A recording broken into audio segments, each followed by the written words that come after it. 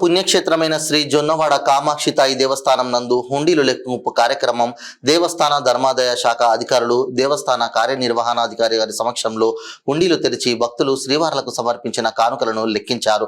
21/3/2024 నుండి 22/5/2024 వరకు అనగా 68 రోజులకు గాను శ్రీవార్ల ప్రధాన ఆలయ హుండీలు ద్వారా 30,55,976 రూపాయలు భక్తులు శ్రీవార్ల హుండీ ద్వారా సమర్పించారు.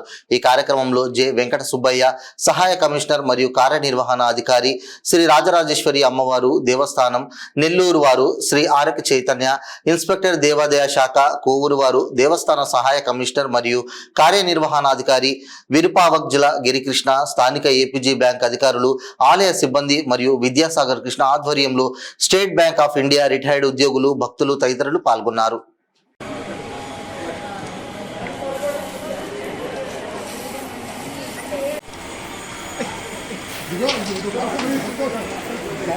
Gracias.